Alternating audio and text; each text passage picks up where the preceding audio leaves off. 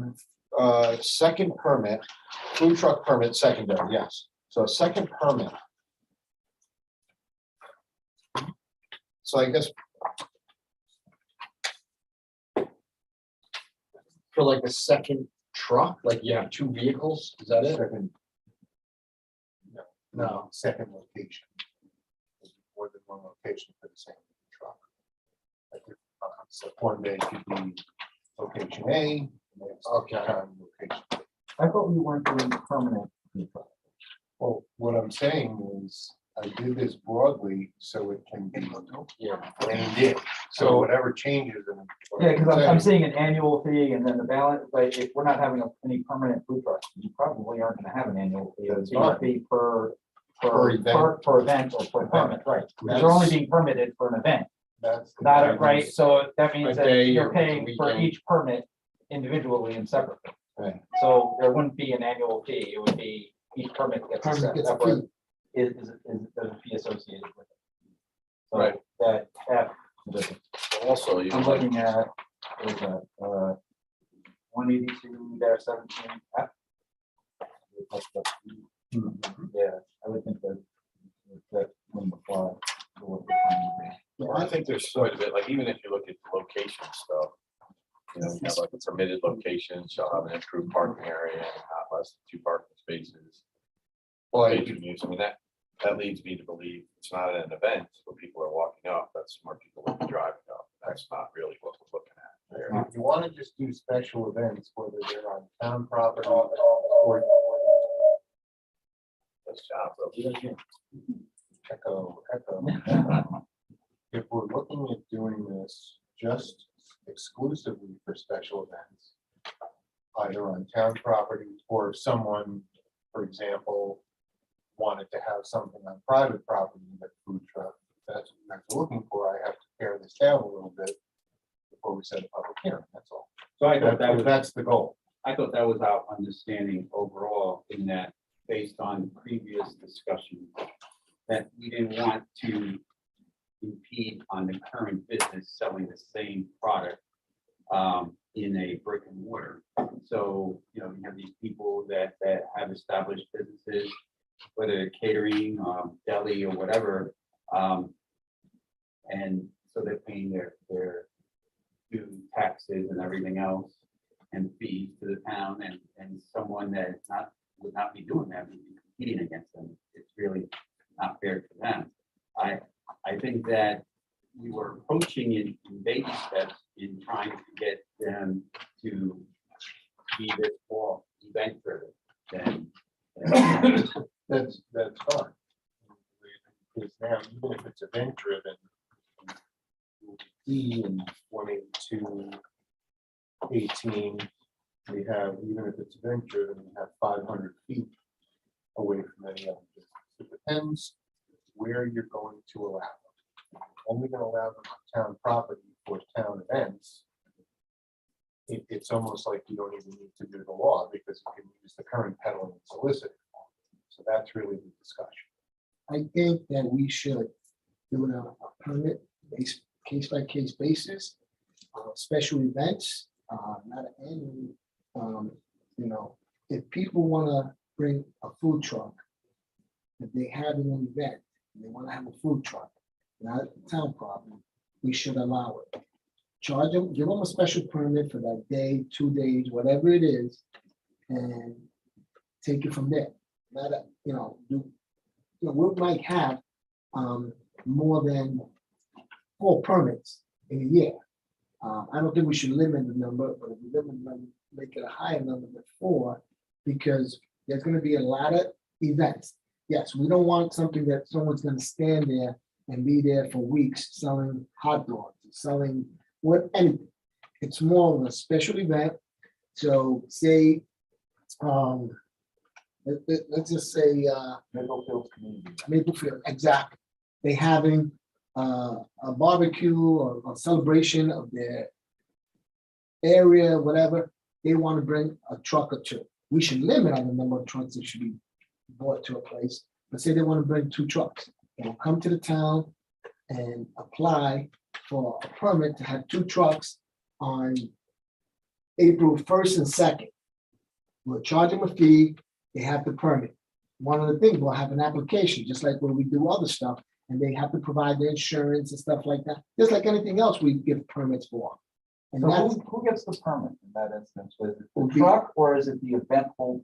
it will probably be, It needs to be the truck, because they I'm have just to have making the whole Yeah. Department of Health Okay. I'm just situation. making sure that I understand. And no, you're Yeah, correct. The other question becomes, does each one get approved, does each application get approved by the town board or code enforcement? You want every food truck to come to the town board, so there's advance notice and this board gets to regulate it? I can put in here, I can take out, whatever you guys want to do. These are just the questions. So if somebody. has to Generally, go- generally, on something like this, I would say to start with, it should come to the town board. That would be my, in work session, if all the paperwork is in order, it gets submitted to the building department. They look at the paperwork, they make sure that the vehicle's registered, insured, they've got their Department of Health permit from Orange County, whatever else they're supposed to have, and there's a litany of things they have to have here. You have the application vetted and make sure it's, and insurance, of course, and make sure it's complete, then it comes to the town board, and then the town board can answer the question, is it okay to give such a permit for this event in the way they want it? That's how I would recommend it to start with. So there's some changes. A lot of changes are gonna need to be In made. here, especially that it gives the the giving away at temporary permanent locations. So I would remove the word permanent location. Yeah, there's gonna be a lot. And then the other thing is that food truck, any movable restaurant, truck, van, cart, bicycle, or other movable unit.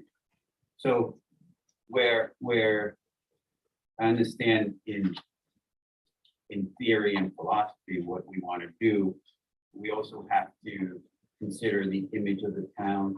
Do we want a bicycle with 2 racks in the back selling food at an event? It's just, you want to get to that I got you. point.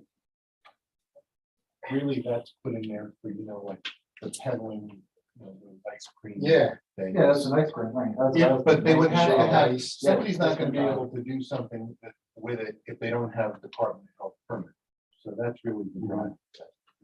That's the bicycle thing, if you envision, somebody has a business where they have the big box on the front with the ice cream. Which is kind of a kid's party. Yeah, anything permanent's gonna come out of it. If we're only talking about special events, then obviously I'm gonna take some stuff out of here. But what about the notion, is there general consensus, at least for now, that these applications would go to the building department, and then come here for a work session approval? Yes. Kind of thing, much like other things. that are Well, special what we have, right, say we have tent sales, right? The Yeah, local yeah, business wants a tent sale, they come to us. Oh, floor then plan or. We sketch look at the plan. floor plan, we approve it, and we send it to the building department. Right, once it's approved, but what I'm saying is Right. an application shouldn't even come here until someone in building makes sure all the appropriate materials are submitted, so the board's not wasting its time saying, hey, where's the Department of Health? You know what I mean? I'm with you on that. Then we will decide on the fee from then. Well, On the fees are the fees, those should be decided. I mean, listen, a lot of the fees in all the fees in the town are by resolution in the fee schedule that Louisa maintains, but we will need to, amend the fee schedule once this law is adopted. Because the way I have it in here now, it's annual, but any fees are going to be set by the town board. If you could get a chance of what the other towns are charging for their permits, or how they, I know some towns have the permanent food truck parks. Yeah. And then there are food trucks in other counties that are permanent places. Mhm. And I'm pretty sure there are towns that are charging some type of special permit fee when someone else brings a truck in that's not permanent. Right, well, the special, generally, if you're asking, if people are coming to ask for a permit for the food truck for just a special event, it's gonna be somewhere in the range of 50. But that's okay. Otherwise, it's not gonna be worth it. Joe. They're there That's for what a I day. was- How much money you really make? Right. You know what I mean? I hear you, But but listen, if somebody's having, The guy that was selling hot dogs in front of Home Depot was making a fortune. You'd be surprised. Well, hot dogs are, You have an application fee on the solicitor's permit. what is it, Louisa? You know, the Well, it's 175 75. for the permit, but then there's I think it's either $50 or $75 when they apply. Well, you know what though, too? I don't know what the right amount is gonna be, but end up being, but that's for like the guys who do the fireworks and whatnot. They're there for how long? You know what I mean? They can make up that 175 plus 50, you know, like, we're talking Well, about a then we one also day. issue the solicitor's permits for the solar people that go door to door. but the fee is, figure out the it fee. usually is a nominal. It shouldn't- Whether it's gonna be a 1 day or 2 day event. Somebody wants to have a party at their house and have a food truck. Hit them too hard for something like that in private. Well, That's. you that's really up to have you. to, you really have to That's up to the board. think, is this going to be like a constant thing that we're going to have, this one person always coming in? You need to define what a special event is. You need to define, this one person it now becomes a constant employee of. As soon as the words came out of his mouth, that's exactly what I was thinking. I was thinking some I guy's gonna be always coming in do. every day going, but it's a Saturday. Saturdays are special, like, and they're gonna want it every Saturday. Same person. Yeah, Well, it'll be the always same gonna person. limit. So I You agree need with to, it, yeah. you need to, No, I agree. I agree. board's You gonna need say to- no. someone's gonna find a way to get around it Right. and become a permanent, Right. Every day's a holiday. If you look on, if you go to Wikipedia and you look at the day, you see, every day's a holiday. So I think But- it's true. In the solicitor's laws, we also have, penalty charges if anyone breaks any of the codes. Conviction, second and 500. I got, there's a section. You need to address if they bring the food trucks into the town park. What? They want to bring food trucks into the town parks. Is that allowed? Right, so now we have, we have. The 250th anniversary celebration, that's, on food trucks. But we have our town events, athletic events every week, right? Little league, Soccer, and so. Got concession stands at the Little League Concession field. stand, And right? soccer now. So now, And there's Yeah. one at, Circle Road. oh, yeah. So, People do inquire when they're at pavilions, if they can bring a food truck, and you say no. Because now we don't have them. Right, so we have the pavilions reserved every weekend from Memorial Day to Labor Day. So now we have someone coming in every weekend. probably. You really have to think it out and, make sure you leave no stone unturned because it becomes an issue. It's gonna happen every weekend, especially the warm weather when the parks are open. And So we're multiple applications, there will be multiple applications for every But weekend. at the end of the day, we as a board will be making that decision.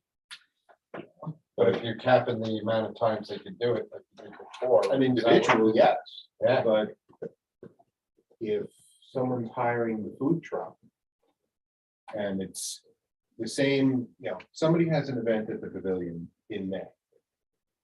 And someone attends that event and says, oh, we had a great time, your food truck was great. What was the name of your food truck person? They're gonna try and engage that person for somebody in July, that truck.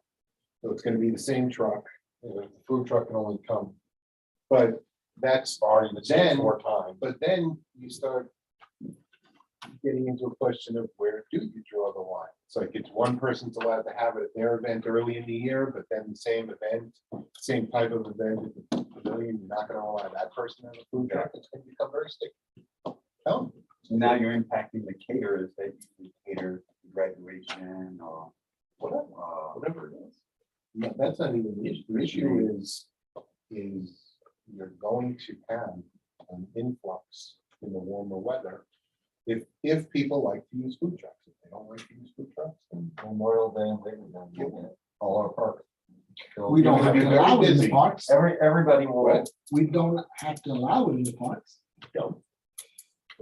unless it's a town-sponsored event. Exactly. You can certainly say the board will not have. We're starting off with this. We could control it right now. I'm making Absolutely. this up. So, We could so control this those locations that have a pavilion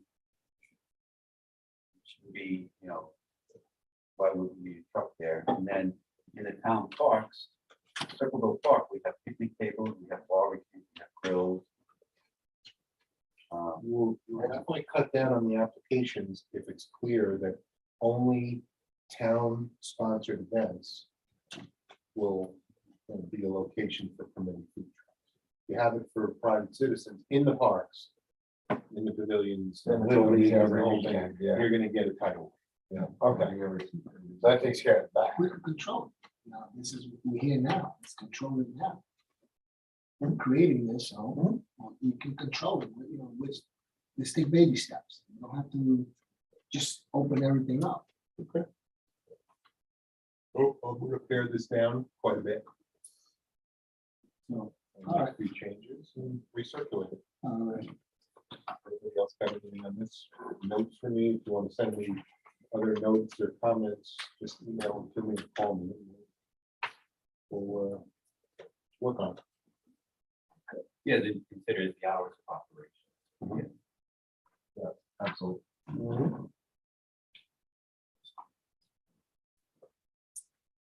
Right now.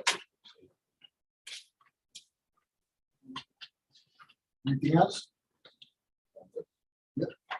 Okay. So Tom is here.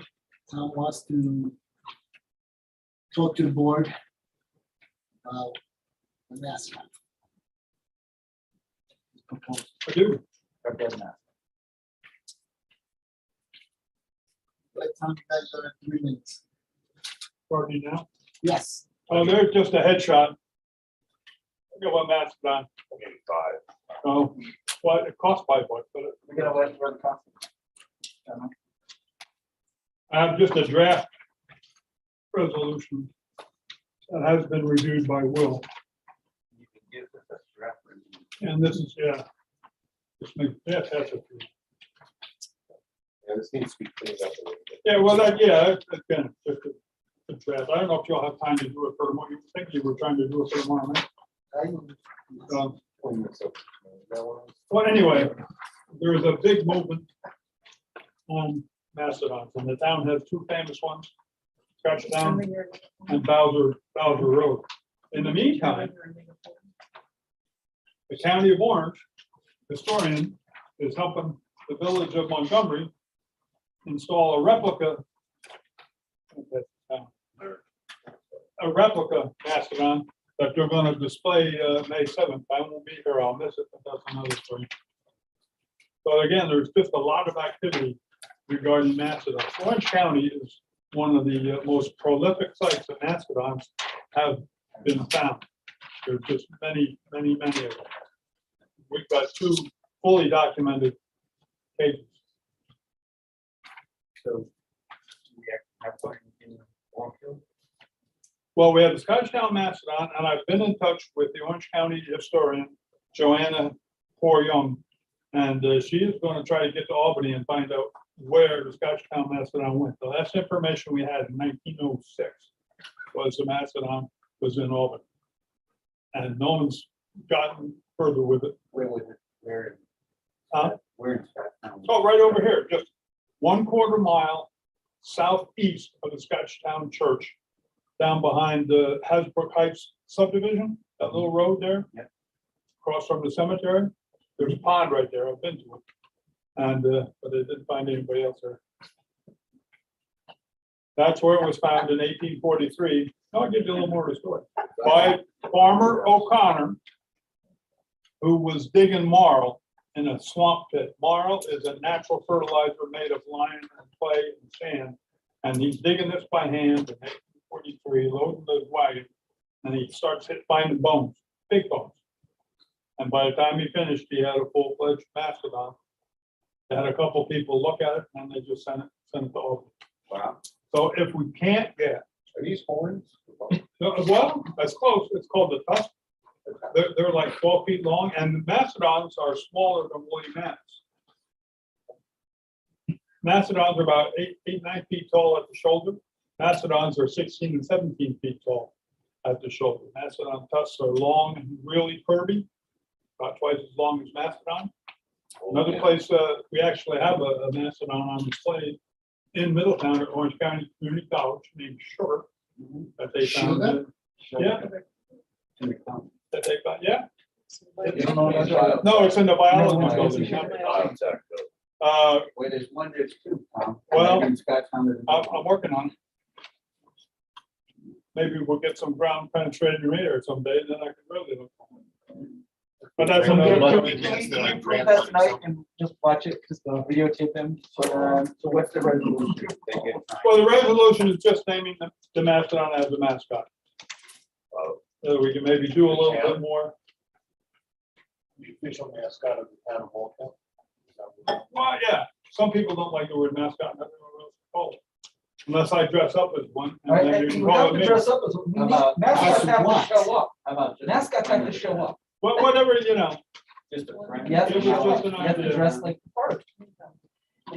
Mascot. You got my vote if you dress up. so. You get them an outfit. I'm in. Oh my The God. last pictures I'm sending I around, thought I right, just had, what it would look like. Serious, get them my costume and I'm in. the pictures that I'm just passing around now, they are actually on display at our park out there by Card's house. And somebody asked, well, how come you've got a lot of citizens for the town walking out there? How do you get an elephant in with the citizens? And it really made me think. I said, well, you know, this animal, or these animals, were actually hunted. The one at Bowser Road was determined to have been butchered.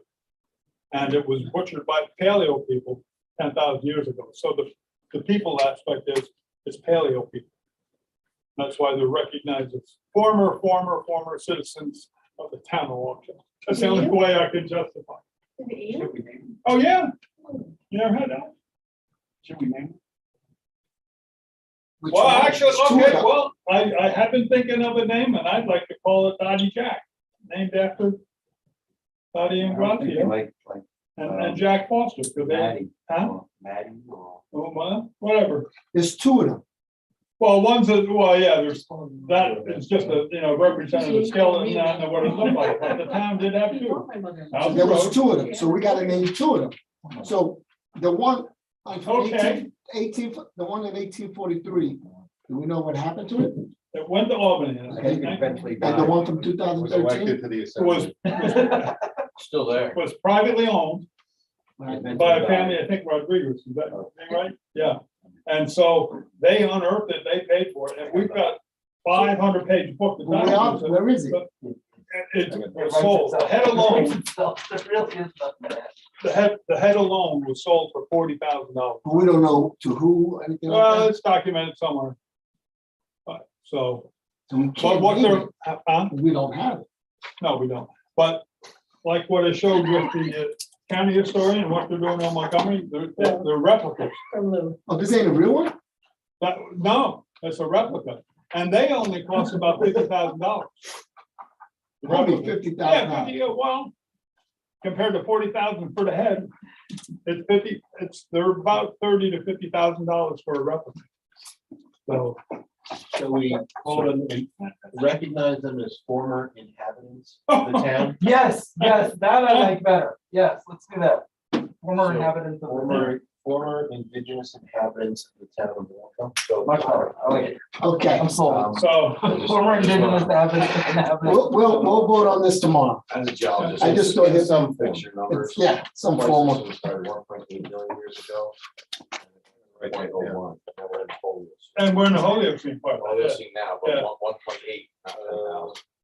Well, that's when they More found it. interesting by the day. Okay, I'm just Former. 1.8 million is placed as. I mean, we've never had a mascot, right, in the town? Mascots are alive though. You gotta bring them the mascot to an event. That's Oh, what a what did I say? mascot is. What did I So say? let's, We'll get an Former elephant, indigenous some hair on them, You gotta- toss, bring them in. Can I change the leprechaun outfit to a mascot?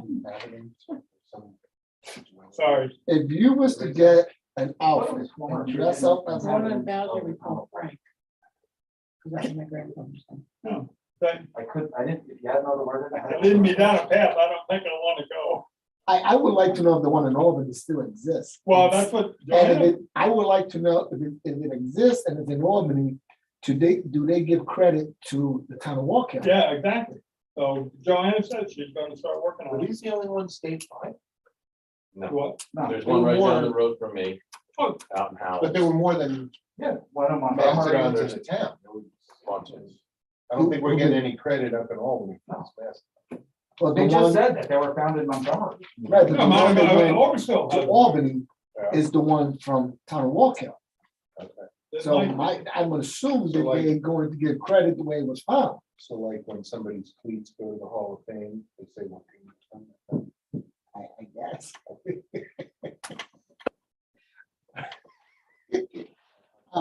Thank you, Tom. So We that's will- my story, and anything you guys can do, I'd appreciate it, and I just, it'll lead to bigger and better things, and we'll talk about them later. Thank you, Tom. The bigger and better things only cost 5 or 6 months. Okay, Tom, thank you. Well, thank you for this opportunity. We're gonna. All right, so You next, know, you should go to the schools. It's always something like, they probably find it very interesting. Talk to the kids on it. Yeah, I want. Do that with the vets for other things, so. That's a lot. Oh. Well, they'll have that. Whatever.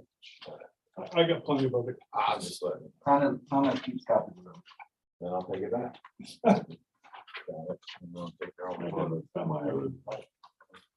okay. Next, we got this, the stickers for Touch a Tree. Oh, God, I'm so good. Touch a Truck.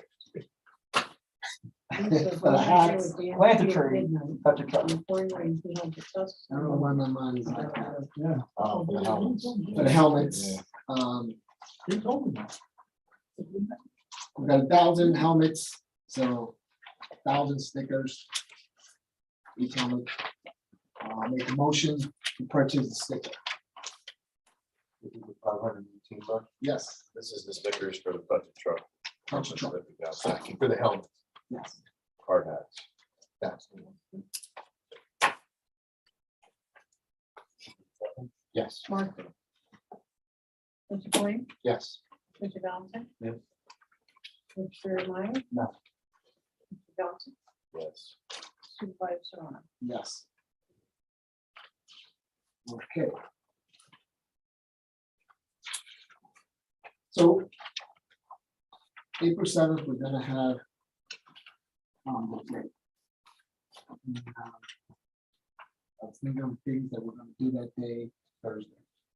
Yes, Thursday, the 7th. What are we gonna do to celebrate the town? One of the things I thought about having pipers. I'm always like pipers, I think we getting pipers here, and we contacted the Hudson Valley pipers, and they wanted to show up, but there's a cost. And we'll, I guess, it's like $100 a person, and $250. It's $250 to come, then $100 a person. Am I correct? 250 if they just send one person. And then, or if they do 6, then 600. No, it's like $100 a person. So they've got, say they send 6, 3 back pipers, a snare drum, And a bass. and a bass drum, and something else, and it'll be $600. Or we just bring one back piper, and it'll be $250. I'm thinking, bring them in to, play a couple of songs, Amazing Grace, let me see what else. Some military, How many songs? About 5? about about 5 songs. I figured maybe bring them to start the meeting more. I think that's the back should be good. For the event on April 7th. It's gonna be here, Town Hall. Boardroom. So we currently have a resident that this is what he plays the pipe, and so does his son, and he lives in Circleville. And so we should reach out to him and see if he'll donate his time. And if him and his son come, that's all we. Actually lives in that. Indoors. Yeah. In the boardroom. It's gonna be a little loud. Yeah, but just the bagpipes will be fun. But you got, I mean, indoors all the time. Bagpipes. I've never heard bagpipes indoors. Really? Yeah, I've never. When Dottie, the historian, turned 80, they had bagpipers in John's Harvesting. Loud, but they had bagpipers in John's Yeah, Harvesting. you know, really I good walked in, it's the gentleman from Circle, All the Yeah, time. Tony. Marty Town. Oh, yeah. Walked in, Right. and walked around the room, played bagpipes. When Can he do happy birthday? Yes. Right, they can. Great. When, all my experience with bagpipers have been inside. Inside my whole outside. All, you know, Funerals. yeah, Parades. that's outside, but I give you an idea, this past weekend at the 1013 that was sponsored with How to Kill. Pipers were inside, and there were at least 10 of the band. With snare, bass, Yusuf Marley and his son. Yeah, oh, yeah. so Yeah, I've been with them a lot. it's indoors. All right, just stick with it. You know, all my experience have been indoors. Let's see if we get it for free. Yeah, I think. Okay, so You know, so a couple $100. Oh, listen, 250 comes around once every 200 years. Maybe we should call the city for the bagpipes. So how that works? okay, Oh, sure, thanks. for pointing that out. So- You're a science teacher, not a Yeah, math. sure. I'll take care of that. So I'm gonna reach out. you're gonna reach out to them, Eric? Do you know who they are? Yeah, I think I know who they are. I'll reach out to you. Mr. Johnson. Yeah. I said, Mr. Johnson, reach out to them. I went to school with Marty. Okay, Eric, you do it or you don't? Either one. Yeah, one of the. Him and okay. his son. Or his son plays, so I'm sure he'll get his son to join us. Snag and drum. Okay. I just want to add, everyone who helped out on St. Patty's Day. Luncheon for seniors the other day, last Thursday. Great success, I think, it's great. The live music, was fantastic. I think, you know, something different. I didn't know he was singing. I was in the back room. I heard a song that come out. I thought it was like his computer. It was actually him. And I was looking around the room and I saw a lot of seniors, the senior chair, and dancing. And then Linda got up and started dancing. And I believe that was your mother. Yes. I didn't know that. And it was great. And, you know, it was. Good day. A new BFF. It was, I think, you know, I tried corned beef. It was good. I enjoyed it. Maybe took some of that, stuff. Never had corned beef. We've never had corned beef. No, Irish soda bread, they put it in toast. Oh, yeah, a lot of butter. It was good. We looked a lot. It was good. We, you know, I think everyone had a good time. And, you know, we had the non-alcoholic beer, which went. We had Tom as our tallest leprechaun That's what Louis said. and going around with the beer. And I'm pretty sure that, you know, a lot of beer was gone. So I don't know who drank it, but a lot of it was gone. Yeah, it was moderate. It was pretty good. Took a lot of work around to get rid of it. So. Had to talk people into it. So before we get on to the next one, to the accommodating, anyone got anything else to say, anything want to add? Johnson, No, sir. Mark? Valentine? Nope, nope. Good job by The, everyone. computer policy, I was expecting at the last meeting that we'd be sending out an email regarding computer terminal policy. And changing that, making sure everybody changes the password and making sure that, everybody writes the password in the envelope and submits it to your office. Are you doing that this week? Yep. I'll do it.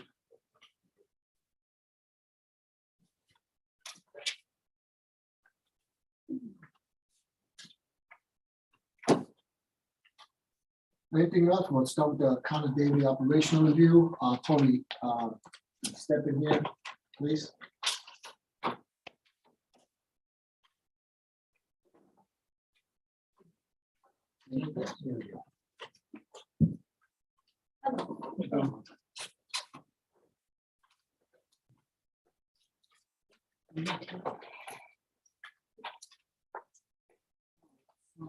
So I just, we've been talking about this. I mean, for my 13 weeks I've been in office, and prior to that, so I wanted to address it.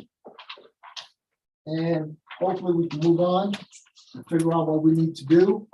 I figure we go through it as a board and discuss it.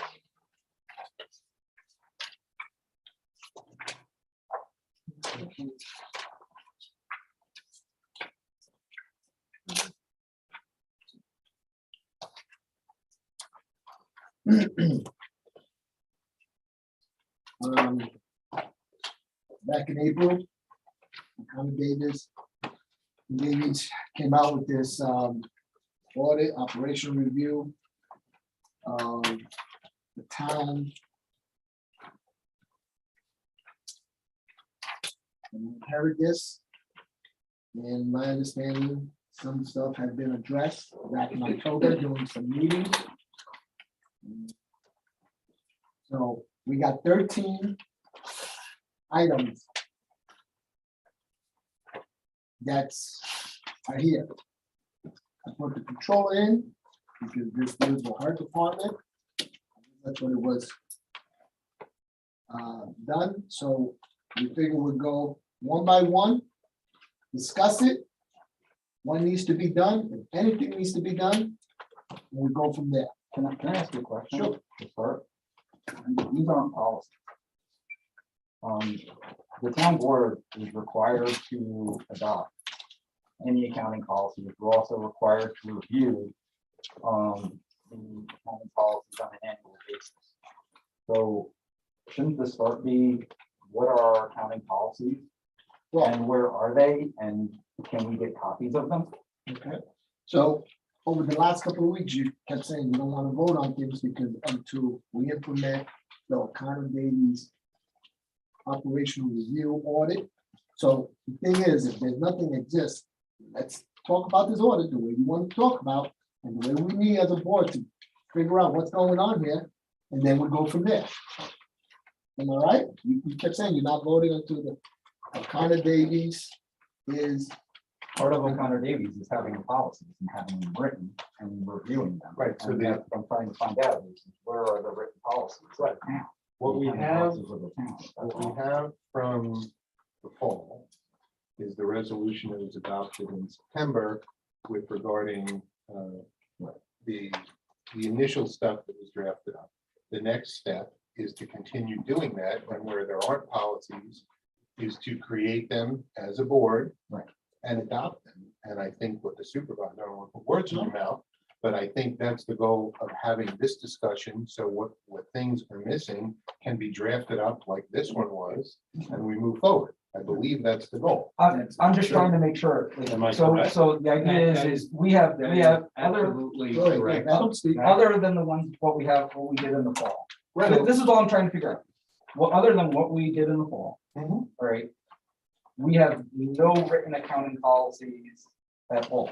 Do we have some Why didn't bring the books down? We have books on the counter in the office of policy. I can go bring the books down there if you'd like that. I mean, Yeah, that- we I have mean, I've got a policies couple of in the down books. If you're looking for new policies or updated policies, that's a No, different subject. no, we, Back, let me finish. Back in September 8th, we had the O'Connor Davis firm here, and we went through policies and procedures in detail, some of which you provided, and they went over them, and we morphed some of them together, and we voted on those procedures, and Neil will just provided us the resolution that mentioned things within the accounting department, the payroll department, and so on. It wasn't only the accounting. So, yeah, George is right. We should go over what we have and let's keep moving forward. I understand, and I'm not talking, I'm talking about it in general, okay? So I understand that we passed one policy, right? Accounting departments have a lot of policies. The town board is required to review all those policies on an annual basis, okay? We have not done so in 6 years, okay? So if they're sitting on a shelf somewhere, we should have those policies, and we should know what they are, and we should review them to ensure that they're up to date and that they're accurate. And that's essentially the gist of this report, is saying that we need to make sure that we're reviewing all those policies and making sure that we have clearly defined roles within the accounting department, right? And that all our policies are up to date, right? And are being accurately and implemented correctly. And listen, I'm fine with going through the report. Fact is we still need to review those policies. Right. So those policies need to be provided to the town board, and I've asked numerous times for the policies, and I've never gotten them. You know, and unfortunately, I had to go to the route of actually trying to foil them because I can't get a hold of them. Okay, So, so what, for purposes of this evening, all right. We can go having through said it. that, for purposes of this evening, Tony can certainly go through this and let everyone know, yes, there is a policy for this, or no, there isn't a policy for this. And if there is a policy, get it in front of the board in in the near future. And if it needs to be tweaked, so be it. If it's good the way it is, so be it. So perhaps that's the best way to go through this. And Tony, you'll be able to do that, right? Yes. And I want to keep in mind that this only covers 4 areas of the accounting department. And There that are is- many more areas of the accounting department that weren't going through, that we do need to go through. Okay, but again, And So this is a we good gotta start. start somewhere. No, I know, and I'm just, And this is, wait, wait, there wait, were other departments that were mentioned. okay, we gotta start somewhere. Right. All I kept hearing over the last No, I 13 weeks, understand. accommodations. Okay. We're here, we gotta move forward, we're gonna dwell on this and not focus on trying to resolve whatever issues, if there are issues, and the different things that were done back in April of 2021. We have a review here. I kept hearing from you that you didn't want to vote on any financials.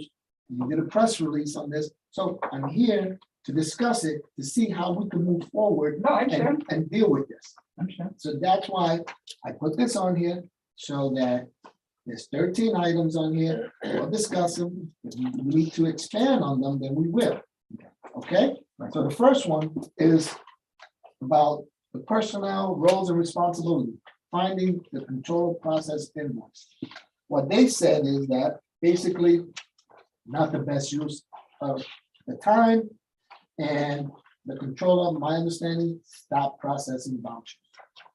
Sometimes because of, especially now with not having our accounts payable here, doesn't say she cannot process a voucher, says she shouldn't.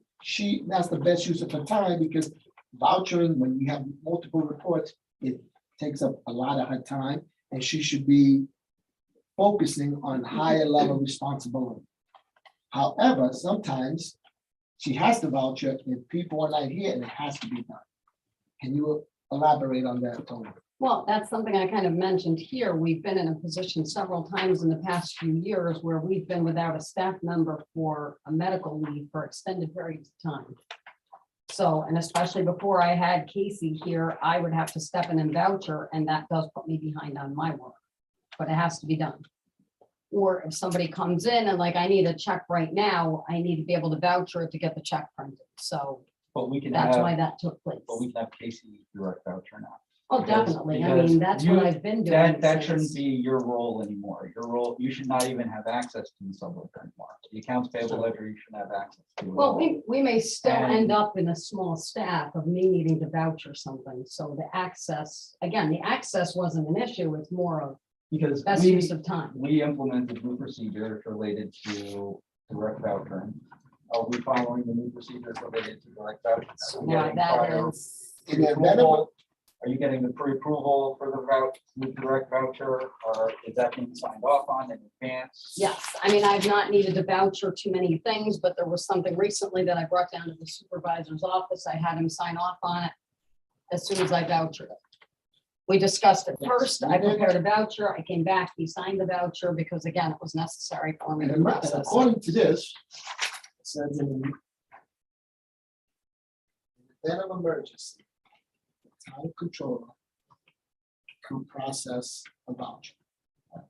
The issue being that they specifically state that she shouldn't have the super user access, and she shouldn't have access to the subledger, because that's a conflicting responsibility, and that actually puts the security of the system at risk by doing that, and also makes the incidence for mistakes and other things to be higher. So have we gone to Edmonds and have we taken away the super user access? The way Edmund, the way O'Connor Davies stated in the report. So it was actually Edmund's recommendation that the comptroller is the super user of the system because that's how all the towns are set up. Not saying we can't change that. But the next question is, who would be the super user? There is no super user. So what happens is, and it's clearly stated in Well, the split O'Connor between Davies. two people. No, Can you Okay, please O'Connor read where it's Davies, clearly stated? 'Cause I'm not seeing that. O'Connor Davies clearly stated that what they Where is it indicated, stated? I don't see it, because I got it in front of me. I'm not seeing where it says that.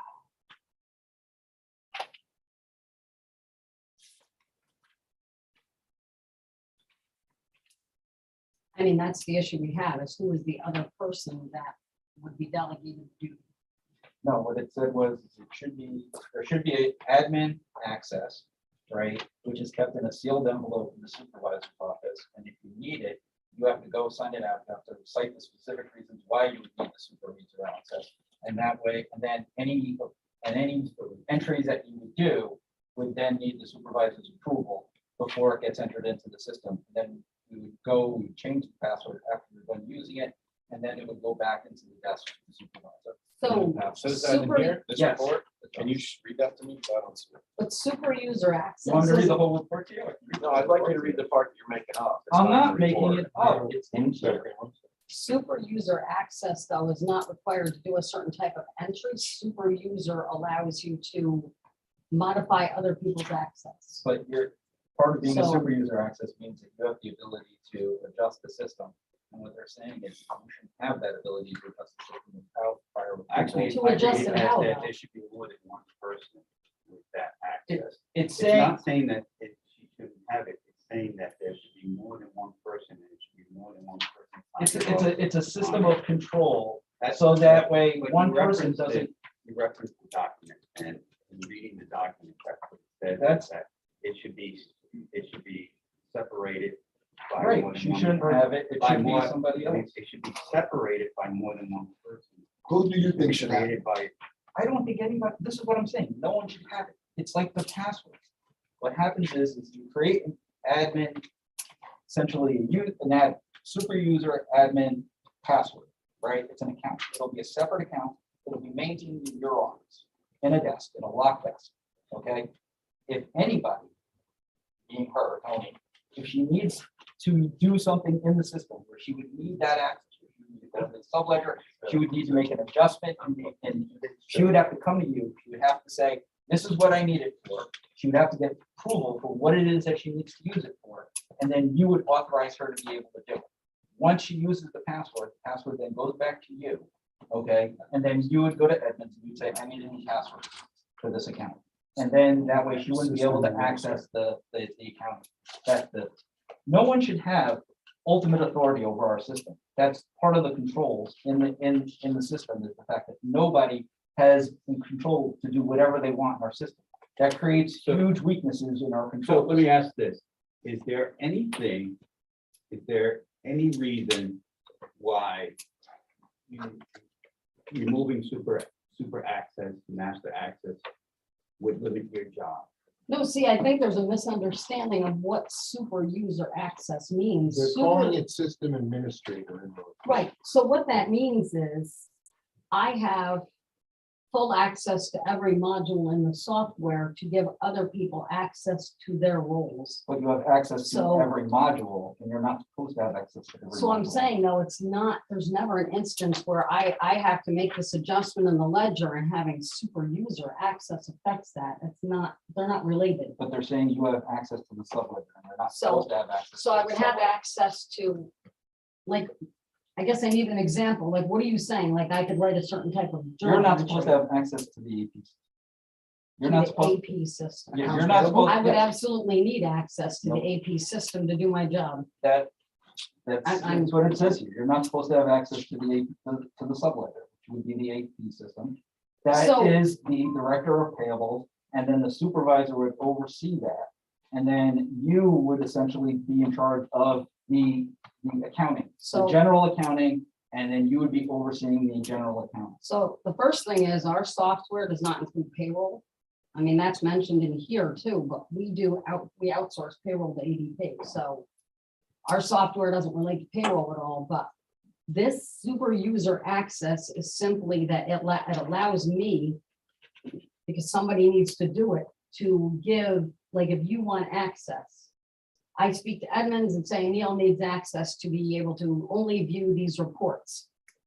Eric needs access, just as an example, I'm not saying I'm giving it to him, but I'm saying Eric needs access because he needs to print accounts payable checks. I find out from Edmonds what level access lets him do that without posting something. But you're, in There are the- levels of access for other people to do work. It's never that I'm making entries to a ledger But how because I have often- access. but you, But how you, often- you have how often does access that to happen? every ledger in the system, and you're not supposed to have access to our subledgers, right? That's not where your role is, that's not your job responsibilities. Not only that, it creates a conflicting responsibility for you, because by you having access and being able to make changes within the subledger, right? That takes away certain controls that are in place, okay? And that's what this report says, and that was the conversation I had with O'Connor Davies. And all it does is take away the ability for you to be able to make changes within the subledger. So if I'm overseeing someone's work and now they can't complete the work they're working on, which is the situation I have in there right now, and I need to step in and do it. Now I have no access to the software But to be you're, able to so then the assess. question is are you telling me that you're doing AP? That you're doing accounts payable? I'm right doing now? whatever needs to be done, especially right now, because I don't have an accounts payable No, I person. understand that, but So are you again, telling, when you have a small staff and people are out, I can't be locked out of access because then things can't be completed. here's the issue.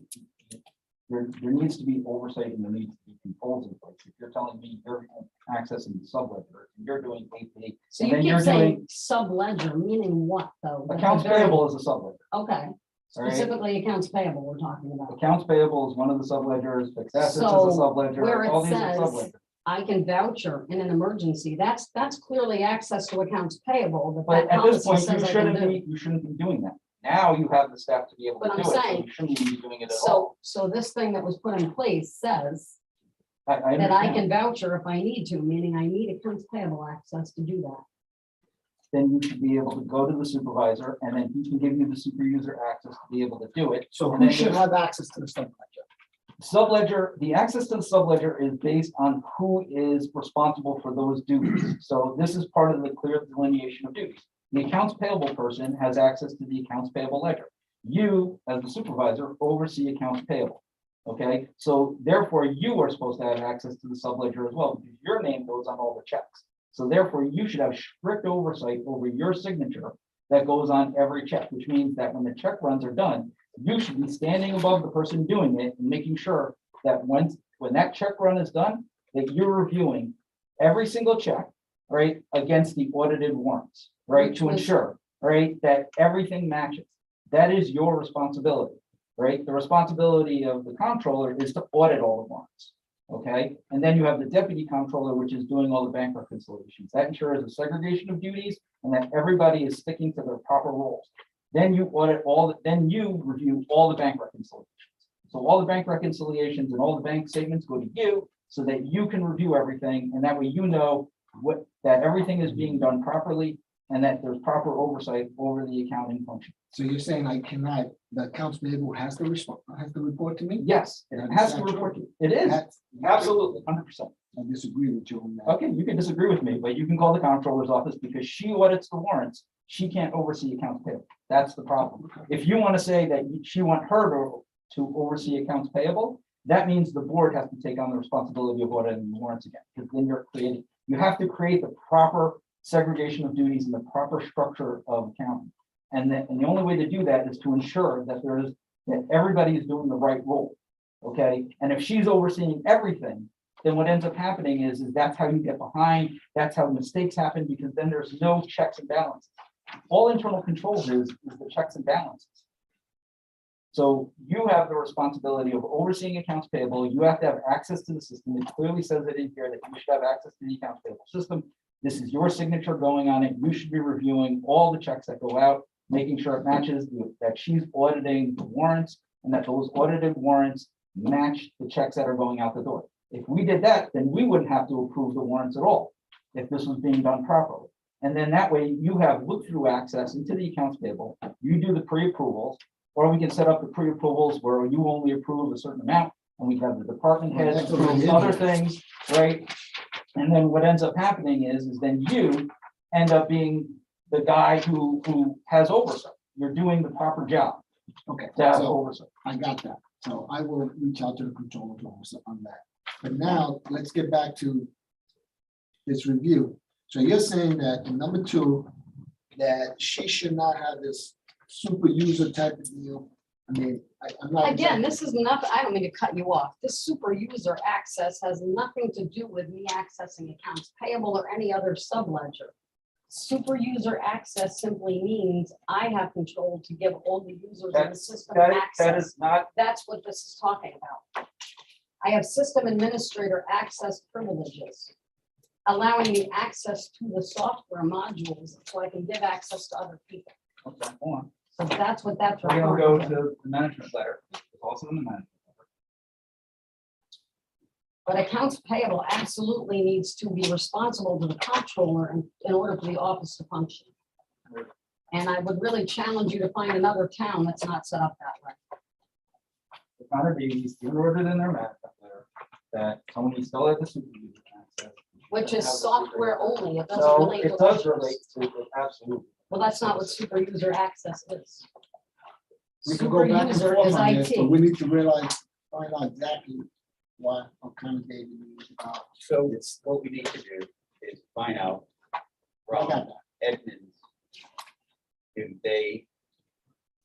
there's a difference between super user, which is a master password that allows you to do everything and override everything, you're the master password, versus administrative passwords that enable the controller to do a good job and manage the staff.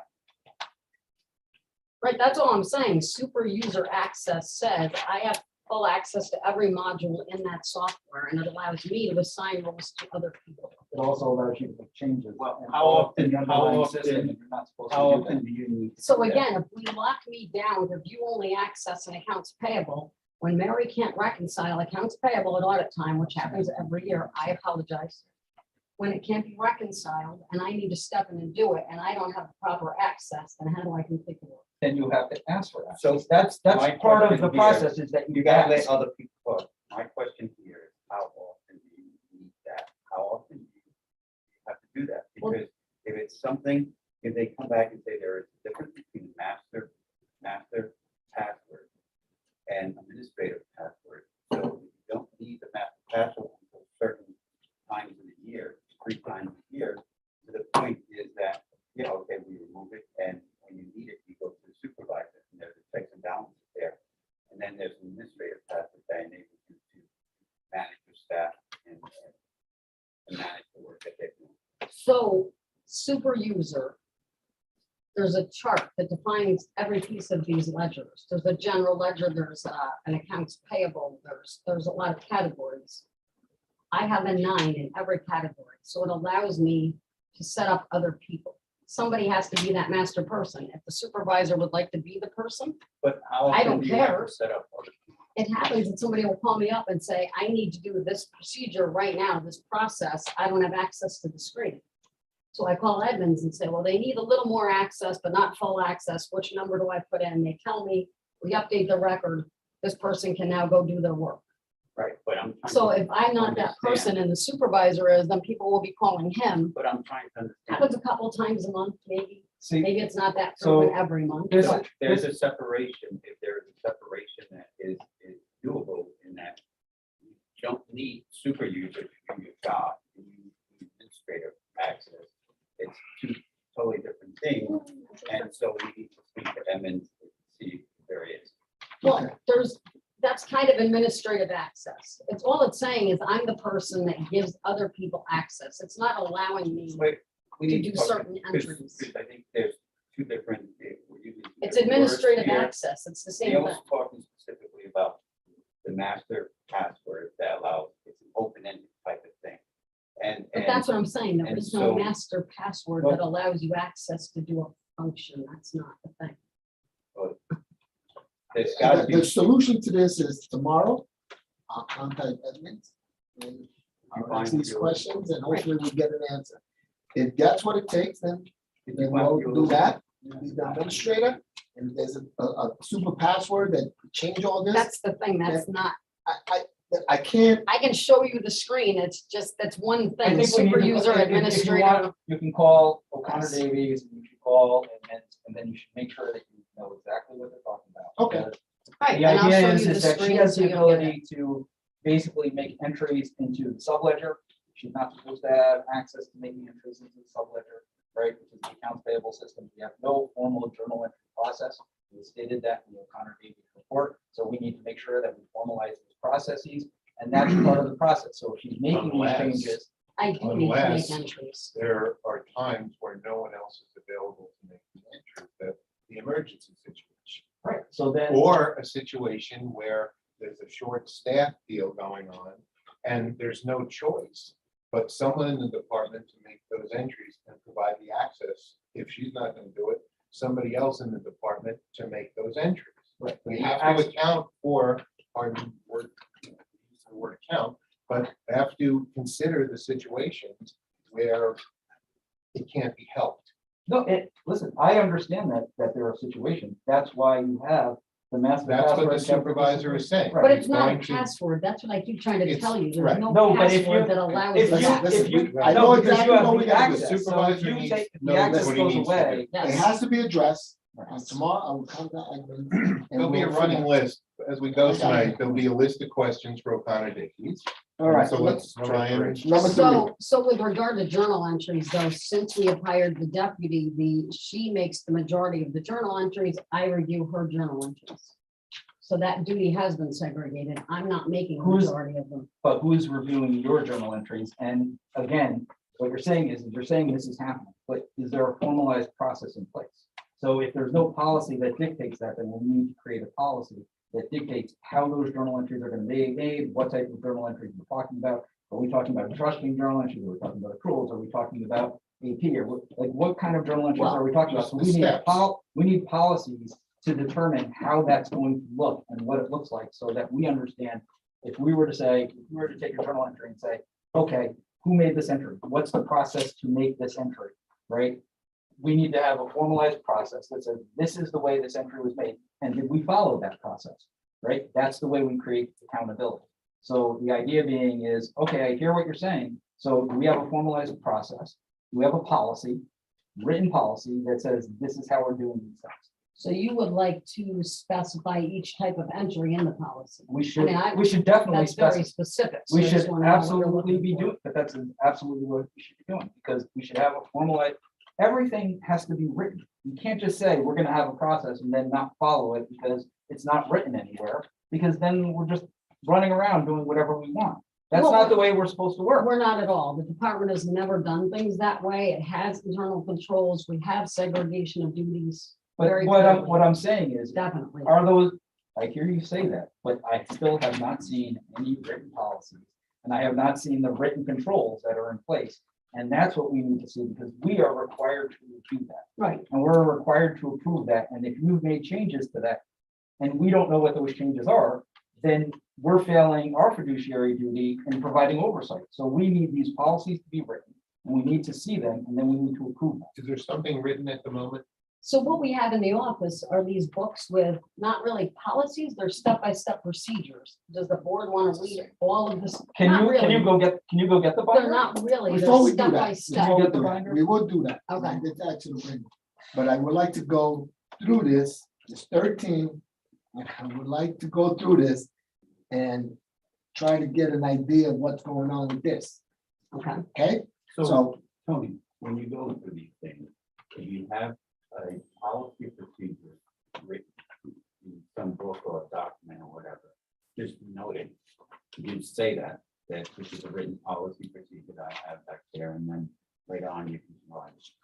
Okay, yeah, that's not a problem. And I will say, we don't have every single thing in a written procedure because over the past, I don't know how many years, we've had multiple instances of extended medical leaves and we don't have time to sit and type up. We need to get the work done.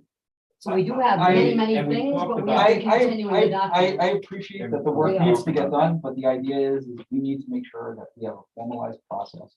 That we know what to do, Right. when it's And gonna be we're working done, on that. and that we I'll can. go back. all right, let's go. We all Let's go. agree on that. Yes. So Don't wanna stay Tony, here when you all night. have something, that's in the book or in a binder or something, you'll make a note as we go through here, and those things will be provided. If there's not a formalized procedure and it's, well, this is the way we've been doing it, those are the things that will have to be written out in a step-by-step situation Right. that the board will approve. So perhaps we can proceed. Yes. Right. All right, number 3, negative balance. According to this, from what I've seen, the negative balance was happening because they were writing vouchering without money in the lines. That's been resolved. We cannot voucher if there's no money in the line. So, I mean, that's right. We move on. So just one of the recommendations I'm picking up here is ideally access to conflicting responsibilities, including those noted above, should be spread across different individuals. This is speaking because we have a limited number of individuals in the accounting department. And so we can't assign, so you said access to add modified master file records, then the town code should be performed by an individual separate from the personnel recording of transactions associated with the related master file. Transactions, vouchers, journal entries, check runs should be created by one individual, reviewed, approved, and posted by a separate person. So it's not far-fetched. I think that separation of duties, I think we keep hearing that, and it's definitely something that we need to concentrate on and focus and identify in a written document that this individual is doing this and identify those checks and balances that hopefully we put in place. In small one-person offices, there is not possible to segregate these duties. Accounting entries and bank reconciliations should be reviewed monthly by a supervisor or by the supervisor. In the smallest local governments, the designated member of the governing board may need to serve as a supervisory role over the accounting function. Supervisory board oversight acts as compensating, mitigating controls to an adequate segregation of duties. I've stated this before. So Hold on, let me I'm not finish. disagreeing. Let me Listen, finish. we're So going I've back and stated forth this on before, that in small departments, right, where we have limited staff, the governing board has to step up and do more work in terms of making sure we have mitigating controls in place. So I've stated this before, and I'm bringing this up again because I hear we have limited staff, but I hear also that we continuously try to exclude the board. And my goal is here, if we're gonna do this right, then we have to make sure that the board is included. So you asked before, I review Casey's work, I sign off on it. You ask who reviews mine. We do an independent bank rec review every 3 months with RBT coming in, reviewing my entries and reviewing our bank recs. So again, your concern was like, So who's is looking that at the ready? bank recs? I mean, that's been in the past. The supervisor has delegated that to me. But we also have the independent reviewer come in outside of O'Connor Davies. It's a third I Is understand that that. written? reviewing the bank recs. Is that written? Well, that was, the board hired her to do that. It's a Right, so reorg. let's get that. as So we need part we need a of policy. I written- think that if we want to continue to have the independent reviewer come in, we just have to make sure that whatever the results are of the independent review gets sent to the entire board, that we all know that, right? So we can see exactly what the results are, right? And this includes any feedback we're getting from the comptroller's office or anything like that. We should be getting all that information so we know exactly what's happening in that department, right? And it creates some transparency so we can say, all right, what are the errors? Where are we missing stuff? Right? Because if we don't know, then we can't fix it. She comes in every 2 months. Yes, That's, Denise. Yeah. Okay. so yeah, she's hired on a quarterly basis. All right, we beat number 2 up pretty bad, so let's move on. Number 3, we've done. Number 4. The controller cannot, the whole thing, we've done this. Yeah. That's already done. Okay. There's also another note on there that you probably can't discuss. here, so. Which number? It's under number 4. I mean, that's not for here, but, Right. I Yeah. put it in there because it's something that I number addressed 5. and I wanted to. I don't want, Right. that's not here. Yes, exactly. Number 5, access to the supervisor. I have access. I'm getting trained, but I've been going to school. Move on. Vouchers, again. So wait, you're not approving purchases yet. You're not approving the APA, but you have access to the system. I have access But to the you- system. So you need to learn how to review and you need to actually do that. Then we need to create a formalized policy, right? A written policy that says exactly what you do. Because at the end of the day, right, I think part of the issue is you come in the door, you don't know what to do. So if you have a formalized policy and you have the procedures in place as to what you do, the next guy down the road can just pick up the binder and he knows what to do. Whatever, I don't care. Okay. We just need to formalize it and make sure that it's all written down. Okay, so make a note there. Okay, Tony, just make a note. I there. did. Great. Yes, vouchers, they made a reference that there were 3 vouchers not signed by the controller. We got beyond that. Okay, we got that. The bank recs. Believe the bank recs, there's 60 accounts. And It's, we all caught up, as far as I know, we all caught up. Yes. So that's been addressed. Okay, Well, not all addressed, because we still need to figure out a way to eliminate some of those. They said we have too many and we should go, so we should make sure that we have A reduction. a reduction, right? Oh, okay. Somebody goes through and we eliminate.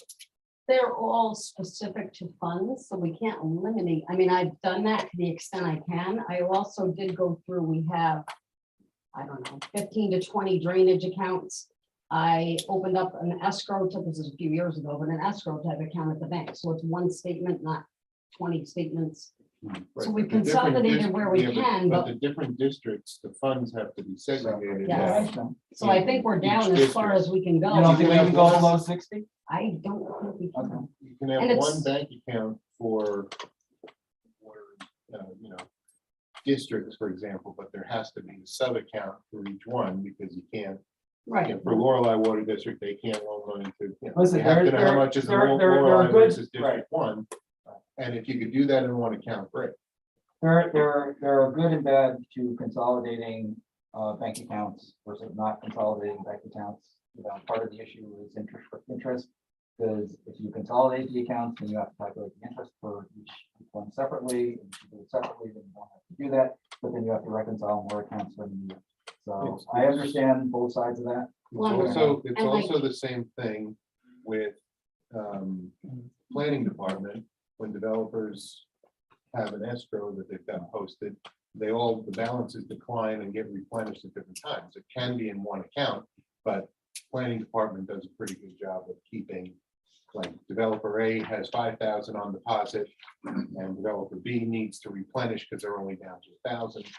That can be one account. I don't know if it's set up that way now or every separate. Yeah, that's all in one escrow. And just to go back to Denise, I thought she was just doing the bank reconciliations. I didn't realize she was doing the journal entries too. You can verify that that she reviews all Tony's journal entries as well? No, I'm not saying she reviews them all, but I'm saying through the bank rec process, she's seeing the. So no, entries. but that's what I'm. We don't have, I mean, if you want, She does, what she's gonna come here, she's gonna do what she gotta do. She'll provide a report to the board, and you can see exactly what's going on. If we need to expand on it, Well, I'm just saying somebody needs to be reviewing her journal entries if she's making journal entries. so do we want the supervisor we to need to have- sign each of my entries? yeah, Supervisor. if you make entries, So they need to be. Okay. All right, number 8, okay. golf course, we take care of that. Golf course, I guess there were some issues of how it was done, and now, the loans are not included in the budget amendments on that. Well, the issue with the golf course is the Resolution. transparency. It's the idea that not only do we need the resolution, but we need reporting throughout the year.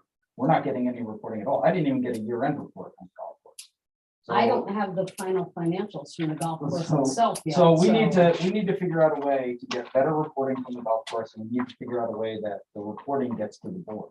Right, because we're not getting any reports at all. I haven't seen one report on the golf course in 2 years. Yeah, I'm having trouble getting the statements from them. I don't even have December yet. So we need to talk to them. So- We need to Yeah, talk to You I'm might having wanna a meet- conversation with them this week, on something else, and I would definitely bring it up because something came up that they want to do, it doesn't make sense to me, but we're gonna have a conversation. I had sent an And email. I'll talk to you about it. We're under contract with them. They're supposed to be. So one of the providing things, one of the things that they mentioned, and I wrote down that they said, take those loans and reclassify them as transfers. So I had sent that to the board a couple times last year, asking if you guys want to review that to build, it's building a higher balance again. We're not So- supposed to have a loan between fund sets. Right. That's over a year. We've had that loan out there for a better part of 6 years. So the idea being is it should be reclassified as a transfer, right? So therefore, it's not sitting in our fund, in the general fund balance, which is where it is now. And that Right. we can show it as a close. And then it's, Fiscal then year. it becomes closed, and if at any point in time the golf course earns money, obviously that goes back to the general fund. And So we didn't record as a transfer last time, but what you guys had agreed to do is basically we write it off on the general fund side. And then we record it to a long-term liability on the golf side. So if the golf side theoretically ends up with money at some point, there's still a running balance. Right now, we show 1.8 million out there from the prior write-off. Right. So you could add this to it. That's what we would. And it's do, still tracked on the golf record, so you don't want to record an actual transfer from one to the other, because then it becomes a taxpayer expense, which is a big move to make. But we can record that as a long-term liability instead of short-term, which is more accurate financial reporting. Okay, So if you want to put that on another agenda to decide, and I can Well, you give you should the really look exact at that. balance Well, of where you're Right. I at. think we just need to do it. at this Yeah, I'll give you the point. balance of where we're Just give at. it, Like Will said, it's in the contract. just give we us, gotta read just it. give us the entry. I have it and here. we'll- Okay. when I speak to them, I'm telling them this is what I need Yeah. before we go forward with the golf course. I did send them a calendar invitation last month saying by this date of each month, I'd like your financial statements, which they said yes, but we haven't received. And, anything yet. and we should get at least a quarterly report on those temporary loans. Right. Yeah, that was the kind of stuff we had implemented at that point when we talked about this, but I can give you the balance if you want to discuss next meeting, maybe to possibly write off what's sitting out there. I'll give you the balance and then you can decide. Okay, number 9. Water, manual entries needed for water and sewer to be on general. Yeah, I ledger. think we're moving towards the. Yeah, we're going in that direction, Yeah. software, we're going, okay, 10. Only one person, HR all access. Now. Only has nothing to do, well, see, I oversee HR. One of the things I've been doing is getting more involved in the HR process of our HR. And we have one HR person. Well, we have no, there's very little segregation. of duties. You have to monitor the change report, and I understand you're getting the change report now on a monthly basis, and reviewing that. I believe I am on top of HR, and she knows I'm on top, so we're going good. So are you getting that change report? I thought we voted that we will all get the change report. I don't, if you want the change report, you can get them to you. Well, the policy, as it's written in the resolution, says payroll manager will be required to submit on a monthly basis to the town supervisor the monthly payroll master change. Supervisor will review the monthly change report and sign off on that report, that the report has been reviewed and approved. And that's and then the next part of it is prior to the generation of the first payroll of each year, payroll manager shall submit to the town board a payroll change report reflecting any payroll and or position changes as set forth in the adopted annual budget. So the annual goes to the town board, the monthly goes to the supervisor, and if the supervisor finds any issues with it, the assumption is he would report to the board in executive session. If there was anything. So did the board receive this for the beginning of 22 then? I don't know. I'll have to go back and check.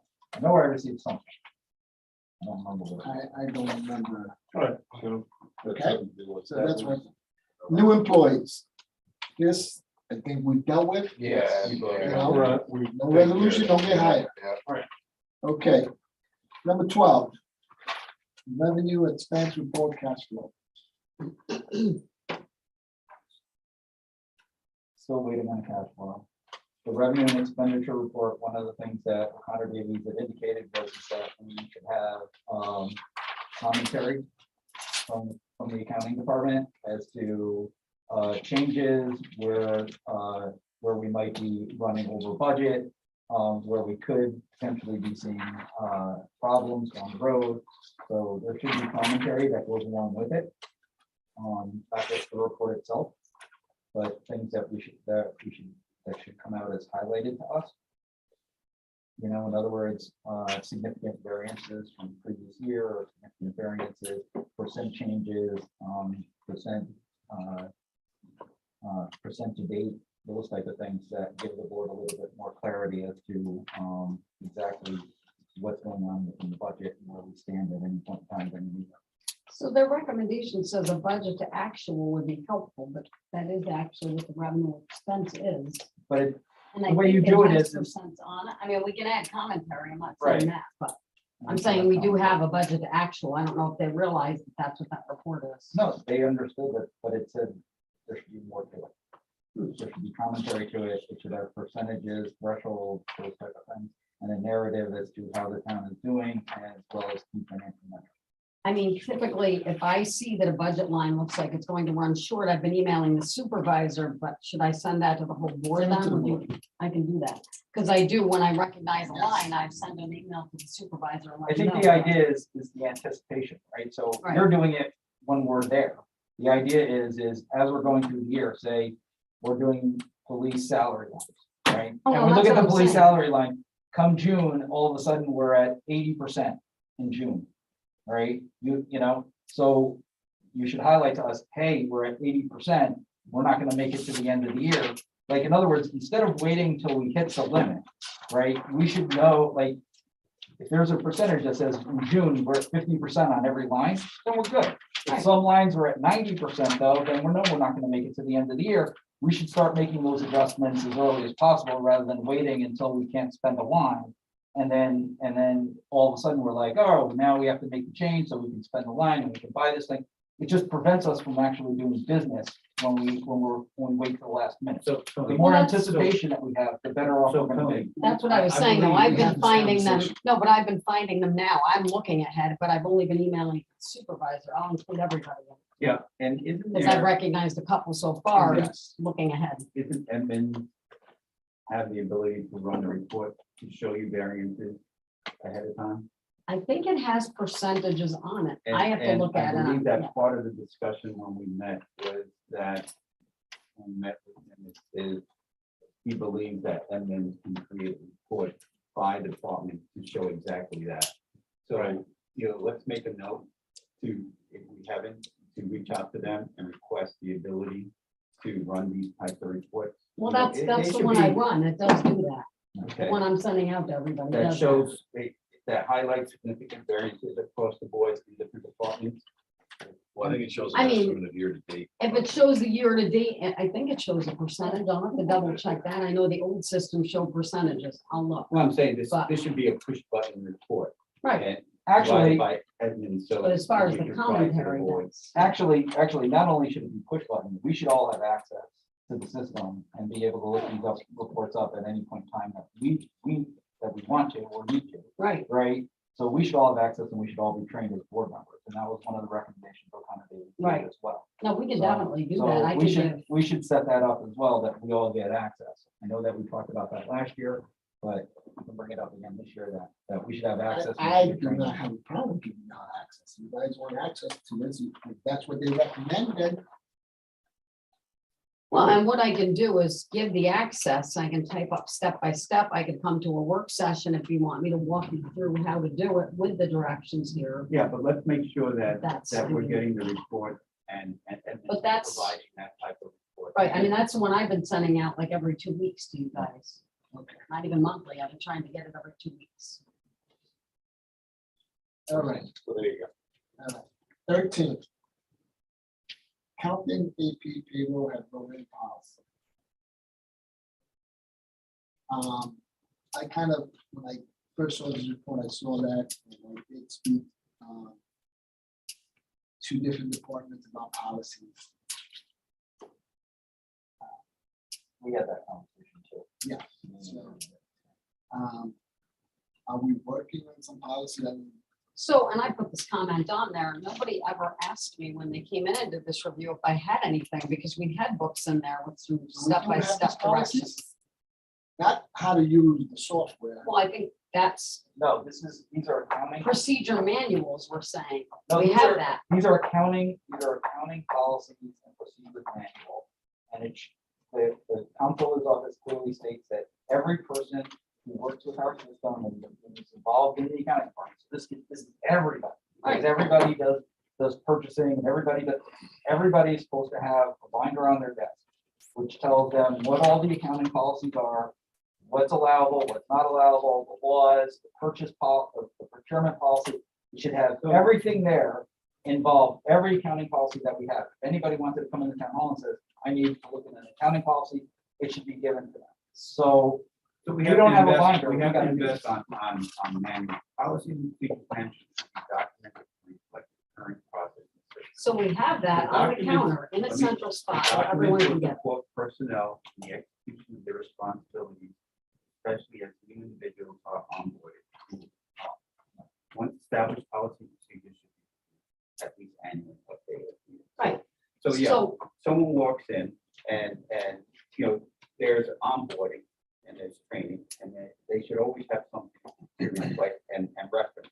So, which exists on the counter. It's a central spot where anybody in the office can access it. There's an Edmunds manual with all the procedures to basic functions within Edmunds. There's a book next to that with journal entries, cash receipt processes. There's But one next to that's that. every, with utility like, that's a bills. systems manual. Well, What we again, need this is- says what we- policies and procedures. what we That's need- what I'm saying. But it's accounting policy, so we need the accounting policies. And We procedures. need This We is my need credit thing. card policies, we need revenue recognition policies, we need all the policies for an accounting firm and an accounting So- firm. Some of that exists, which I gave back to you in the FOIL request, but I haven't gotten. some of that does not exist, and I don't write policy that would come to the town board, so they can be developed if they don't exist, but that's not. That's what I'm trying to something figure I out. create. I'm trying to figure out, okay, what policies exist? Right. And then we gotta figure out, okay, if the policies don't exist, then we have to create. Right. And this includes, so, I mean, I gave a list to George back in the day. Some of those were revenue recognition policies, fund balance policies, retention and construction policy, fixed asset capitalization policy, financial asset assessment plan, disaster recovery policy, procurement policy, tax management policy, including deposits, credit card and store credit policy, and a payroll policy. Now, we have some of the payroll policies in place, which is great, but these other policies, do we have these other policies? We have payroll policies. Of the two that we created. Oh, okay, So that's, I was saying, When like, I you was, gave me that, did you have actual policies? Just. I gave you examples of what those policies look like. And how So, we could and adapt them to us. And we could, so what we could do, the next step would be to take those policies and then adapt them to us and then create policies for us. Now, we could either do it ourselves, or we can, as I mentioned to you before, we can bring in Denise, who we worked with at RBT, who seems to have a very good relationship with Tony. We can bring her in and she could help us develop it. I spoke to her the other day and she said she'd be more than happy to help us develop these policies.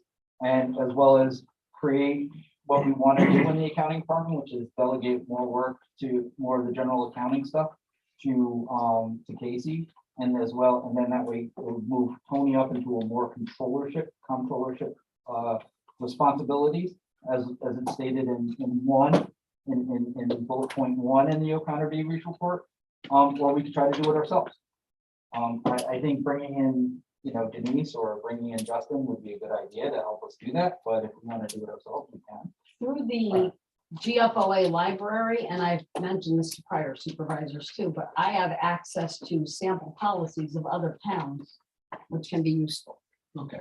And some Well, of that's what I those, provided George. yeah, some of those that have been talked about in the past, and the board elected not to put them in place at that point, but we can I definitely. be reviewed again. think, obviously Denise has some familiarity too here, so bringing her back in to do it would help us streamline the department and could help Tony with some of that delegation of some of those accounting responsibilities to Casey, so that we can make sure that probably the streamline the way we want it to be. Well, we still have training to complete between us, so. Now, Hold on, Mark has a Okay, question. yeah, dying to jump in. So we've gone through 13, right? And 9 seem to be satisfied, right? 4, we need work on. Yes, There's a 4, lot of A lot of work. There's a lot of work here. but 4 of the recommendations we need to work on. But We within need to those four, continue. there's a lot. I didn't say there's not. Actually, I said quite opposite. I said there's a lot to do Yeah. there. So 9 are satisfied, 4 to go. When we got this report and O'Connor Davies was in here presenting it to us. This is prior to hiring Casey, right? Okay. And we all knew we were gonna hire somebody, it was definitely in the works. But I had said to him, I said, so basically what you're saying is we probably need more than one person, probably 2 or more. So I guess I just want to say this to the board tonight, I think we should seriously think about another person in that department, and I'll tell you why. We talk about, separation of duties and such. You run out of bodies, you run out of hands to separate Right. duties to. Which is part of the reason why I. said Correct. Right out of the board, yeah. Keep going. Yeah. You already Right. said it. So, I think we really need to seriously consider and move as quickly as possible into hiring somebody, an additional person in that department and free her up. So she's not doing, and I understand Casey coming on board was fantastic, it's freed you up a little bit, but not all the way, not all the way. We're Well, we not do have done yet. further training to do with her. And so. that's cool, you know what I mean? But I think we need another body in there. Well, we Is did what I'm have, saying. we had a body budgeted, we took that out, so we have to reappropriate the money to put the body back in Shares there. going down. The idea is though, if we're gonna put a body in there, we should have an account, so it should be an accounting clerk. Right? County clerk, yes. Accounting clerk, now, a Right. senior accounting clerk. right? We went to the county clerk and I think we got one. I think we went to responsible. an account clerk. I don't think we did account clerk, not accounting. This is the issue.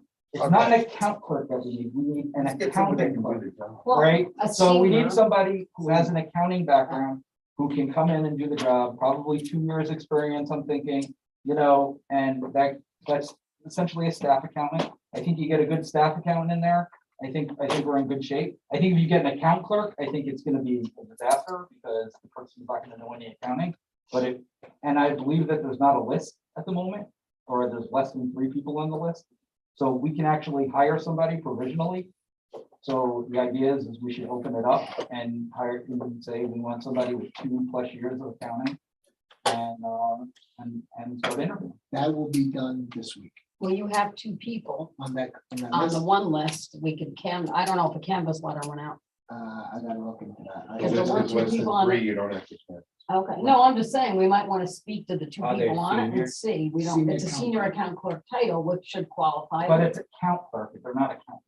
But They don't that's, have a county We're gonna back. see well, that they would, county. I think that requires a county I background. think I they- mean, I think that Let's was. look at what the qualifications Can are. I- Let's can I- make a move. Could Let's make you, a could move. you, This you is say, the bottom then line. send me Just the, a send me the Yeah, reference. let's make a move. like I don't that. have resumes on them yet. That's what I'm Okay. saying. I don't think a canvas letter went out, but we should do that just to see what their experience is. All right, So what you're taking out of this, Tony, for those things that we discussed, that if you have something in the books already, please provide it. Okay, to the entire, from the books and the manuals you have.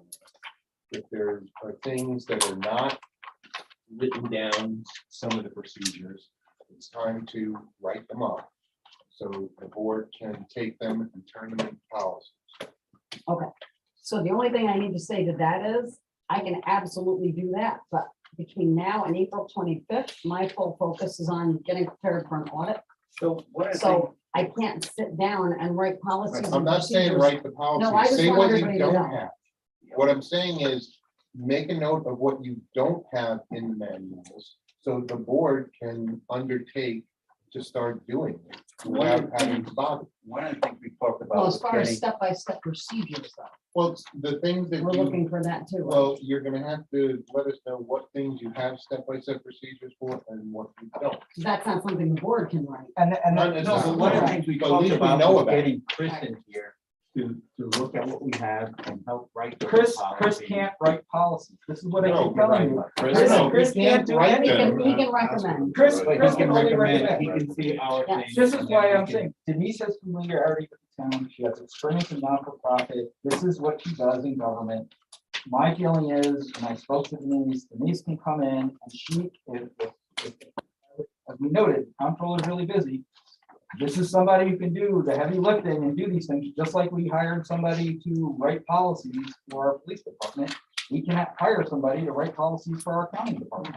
And they can come in and they can interview, and they can make sure that all the procedures are set up, and they can tell us how to streamline the process. But It makes it much easier, and it'll keep her free to do her work, and it'll keep Casey, it'll keep everybody free. But Tony, the first order of business, is see what you have and what you don't. Right. Once we know that, then the supervisor can come and tell the board, here's what we need to do next. Right. Okay? But I'm saying That's- even Denise isn't going to be that person to No, write she's step an by auditor step. in the town. She can't, No, she's not an auditor, she's a reviewer, she can actually help. It would Let's still move be, forward. let's find out what we Let's have, take what we everything don't right. have. all right, let's move on. And once the audit is done, I will have time to Yeah, yeah, focus on a lot. of it. Understood. Definitely. Understood. I I got would a like to question. make here. it better, definitely. Well, it's a month. We're talking about a month here. Okay, I got a 29 question. 29 days. in the audit. What is this, Tony, I guess is no mention in the common daily review that the deputy is to be oversight for controller? What is that? So it was mentioned in some of this, a lot of this conversation last year by the supervisor and the deputy supervisor that the deputy comptroller was hired to oversee the That, comptroller. so that was never stated, and that was never said that way. What we said was, is it provides another level of review and oversight within the accounting department, right, where you then can step up and become the oversight, and then she can do all the work. And that's what the way it said, but then there would be a playoff of each other. If you're doing journal entries, she would have the ability then to review those journal entries. But a more formalized process should be that the supervisor. Okay. Right, so. And we that- said and this that- tonight, and this right? is, again, This this is means all nothing. fluid process. Okay. It's So not- right now, Right. all right, the deputy does not oversee the control. No. Well, that was why it was set up, that the deputy was reporting directly to the supervisor, which I don't think was ever. And the totally last thing resolved. of the account is the lease vehicle, so that's been resolved, so I Okay, think we could put this to bed until we come back with something. All right, I think it was productive. So Tony, you know, Got a what- lot more work. so Tony, you know what you're saying, you know, see what you have. Definitely. That you, not saying start writing stuff up, but see what you have, see what you don't have, and let's go from there. But Okay. please focus on the audit first. Well, that's the thing I'm, Yeah.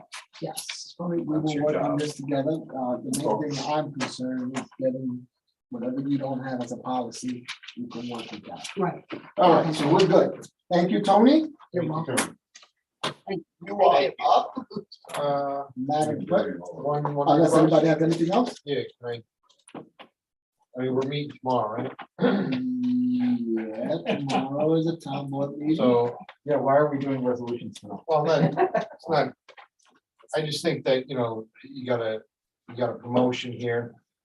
I think it would be good to do in public for the person being promoted, right? We have a lot going on tomorrow, we're in the history month, Yeah. so that's why I figured we do the resolutions. I'm just throwing it out there, that's all. If you want to table the resolutions till tomorrow? No. I think we should do them, get them out the way, so we can focus. I mean, there's gonna be resolutions tomorrow. So We we're got the gonna have- Mastodon thing. Listen, I just threw it out there. Sorry, you threw it up there and I had to swing it. I said to do the resolutions. Yeah. What? Resolution town board accountable for promoting Michael Sorrentino to the position of heavy equipment operator one in the Department of Public Works. Resolve the town board accountable for hereby appoints Michael Sorrentino to the position of heavy equipment operator one in the town of Waltham, Department of Public Works, effective as of March 28, 2022, and subject to the submission and acceptance of all appropriate documentation by the Orange County Department of Human Resources. May I have a motion? So move. Second, Coin, yes. Mr. Valentin, Yes, but I do think that we're having a board meeting. We should. But go ahead. You mentioned it tomorrow. I got a second. Look at that. Congratulations. I would say the same thing. Mr. Meyer, Yes. Mr. Johnson, Yes. Supervisor Serrano. Yes. Municipal Council accountable for authorizing the Commissioner of Public Works to advertise for bids for traffic signal modifications. Resolved as follows, the town board hereby authorizes and directs the Commissioner of Public Works to issue a request for proposals for traffic signal modifications. And the Commissioner of Public Works shall thereafter report back to the town board with the result of said bids. On motion, So move. Second, point, yes. Is Lou on? Yes. Lou, are you on? He's on. I am. Do we have a bid date in mind here? I'm sorry. Do you have dates in mind to have the bids back and to? I do not. The documents are ready. That's the one you've been reviewing. What I would do, Will, if you would, please, Yeah. if you could just clarify for us what the minimum time is, and we'll just do that. Well, minimum time, for something like this, all RFPs, the minimum time is, 5 days, but you don't want to do that. You want to do 30 days here? Will that be sufficient? Yeah, that'll be fine. Yep. So you want to report back? So you want to award this at the April meeting? Let's shoot for the April meeting. So let's look, maybe if we go maybe 5 days prior to the meeting, that'll give us time to vet and work them out. So the April meeting, The thing is slow. I look up, look. Yeah, move his mouth. I look up. let's do it. The April meeting's the 28th, so why don't we say the 21st? That's over 4 weeks. Right, so for you to have the bids back and you want to do the bid opening on the 21st? The 21st, and we'll award on the 28th. All right, so can we just, Add that to the resolution. I know what you're gonna say, don't say it. When you were a kid, right? I know you're typing. I'm thinking Okay, exactly what so you're saying. Channel 5, man. Commissioner, the commission, number 2, if someone will approve this amendment, so the Commissioner of Public Works shall thereafter report back to the town board with the results of said bids, which shall be no later than April, well, that's a date, the bids are being The open. bid opening on the 21st. So there's gonna have to be, it needs a couple days to prepare a report to the town board. So reporting to the town board no later than April 26th, which is the following Tuesday, Lou. Yep, that'll give you a couple of days to talk about it. Yep. Thank you. Thank you. Want to make that motion to amend the resolution? I make the motion to amend the resolution. Second by everybody. All in favor? Aye. Motion as amended, Mr. Coyne. Yes. Mr. Valentin. Yeah. Mr. Meyer. Yes. Mr. Johnson. Yes. Supervisor Serrano. Yes. Resolution of town board of Town authorizing the supervisor to accept a bid for solid waste residential pickup in the town. Resolve the town board hereby authorizes and directs the town board or supervisor or his designated to accept the bid of county wage, PO Box 491, Clinton Park, New York, 12065, in the amount of $35,000 plus tipping fees to provide solid waste residential pickup services within the town and to execute any and all documents to effectuate acceptance of said bid, subject to approval by the town attorney. Have a motion. So moved. Second, discussion. Hey, Lou, oh, forget it. Just answer my own question. Mr. Coyne, Yes. Mr. Valentin, Yes. Mr. Meyer. Yeah. Mr. Johnson, Yes. Supervisor Serrano. Yes. Resolution of Town Board of Townsend authorizing the transfer of funds. Hereby resolve the town board authorizes and directs the town comptroller to transfer funds with respect to the 2022 budget as follows. From DA 2680 insurance reimbursement 2,550.56 to DA 5123.46102 police vehicle maintenance 2,550.56. Transfer funds to pay for PD car repairs vehicle 86. This is for a second insurance claim against the vehicle. The damage will be fixed in the same time as the damage from the prior accident. From DA 2680 insurance reimbursements, 2,496.35 to DA 5133.46102 police vehicle maintenance, 2,496.35 transfer funds to pay for PD car repairs, vehicle 24. From DA 2680 insurance reimbursements, 5,016.34 to DA 5133.46102 police vehicle maintenance, 5,016.34 transfer funds to pay for PD car repairs vehicle 87.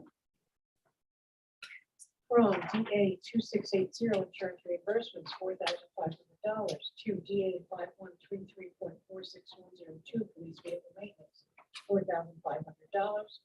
Transfer funds to pay for repairs vehicle 73. From A 5990 general fund balance, $10,000 to A 7550.4825 250th anniversary celebration, $10,000. This amendment uses general fund balance to increase the expense account for the town of Northville 250th anniversary celebration from $15,000 to $25,000. So moved.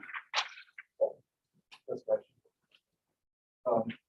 $10,000 more for 250th anniversary? Yes. Is there any end to that, or is that just I gonna be think- ongoing throughout the year? It's gonna be an ongoing, Or we're just gonna keep adding to it? no, I believe. Is there like a limit to No, no. where this ends? There is. When we started this, Tony did give us a thing that up to $25,000 resolution with the town board. And above that, I believe. Permissive referendum between 25 and 50,000.